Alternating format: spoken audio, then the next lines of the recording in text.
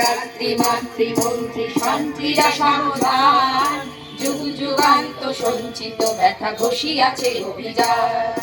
তিমির রাত্রি মাতৃমন্ত্রী শান্তিরা সাবধান, বঞ্চিত বুঝে বঞ্চিত হবে অধিকার। দুর্গমের কান্তার এসেছে যাত্রীরা হুঁশিয়ার, যাত্রীরা হুঁশিয়ার, যাত্রীরা হুঁশিয়ার।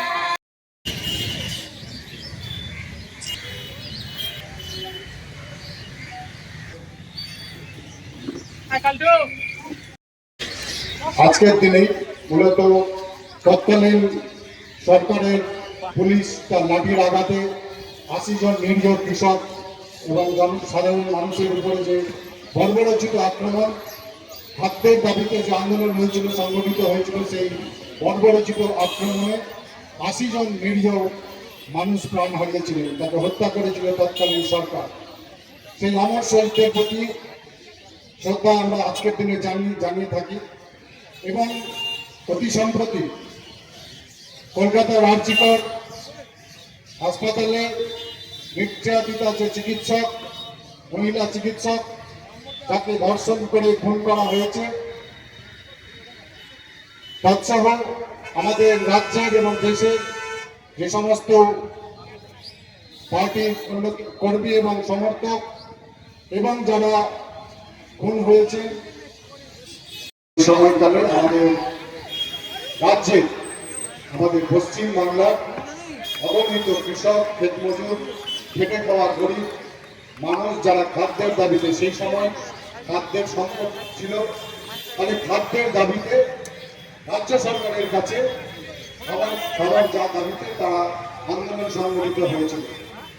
সেই আন্দোলনের উপরে পুলিশের নিরস্ত্র, যাদের হাতে হাজার হাজার মানুষের উপরে যেভাবে তৎকালীন যে বদলা নয় বদল চাই, তাহলে আপনাদের এখন বলছি যে বদল চাই, আপনাদের যা করার তাই করেন। এবং সেই কথা বলতে গিয়ে তিনি রামকৃষ্ণকেও ডেকে এনেছিলেন যে ভোজ করতে হবে। রামকৃষ্ণ কি উদ্দেশ্যে বলেছিলেন সেই কথাটা কিন্তু বলেননি উনি। এবং তার পরিপ্রেক্ষিতে আমরা দেখলাম দুর্গাপুরে, সেখানে আমাদের এই আর.জি. করের যে নির্যাতিতা মহিলা, যিনি ৩৬ ঘন্টা তো তার কর্তব্যে অবিচলিত ছিলেন, যিনি ৩৬ ঘন্টা ধরে সাধারণ মানুষকে পরিষেবা দিয়েছিলেন, সেই মহিলাকে হত্যা করার পরে তার আন্দোলন যখন দুর্গাপুরে হয় এবং মহিলা মুখ্যমন্ত্রী মমতা বন্দ্যোপাধ্যায় যে বক্তব্য রেখেছেন, তার পরিপ্রেক্ষিতে সেখানে আমাদের কর্মীদের ওপরে, মিছিলের ওপরে বোমাবাজি থেকে শুরু করে লাঠির আঘাতে বহু কর্মী সমর্থককে, আন্দোলনকারীদের উপরে ঝাঁপিয়ে পড়ে তাদেরকে আহত করেছে।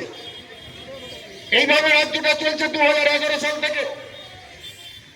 আমরা পার্ক স্ট্রিট কাণ্ড থেকে দেখেছি একটার পর একটা ধর্ষণের কাণ্ড ঘটেছে। কখনো বলেছেন খদ্দেরদের সমস্যা, কখনো বলেছেন ছোট ঘটনা। আমরা দিনের পর দিন এই সমস্ত, যে মহিলা মুখ্যমন্ত্রী মহিলাদের নিরাপত্তা দিতে পারেন না, তার 1 মিনিটও ক্ষমতা, তার 1 মিনিটও কোনো অধিকার নেই তার এই পশ্চিমবাংলার গদিতে বসার, তার এই পশ্চিমবাংলার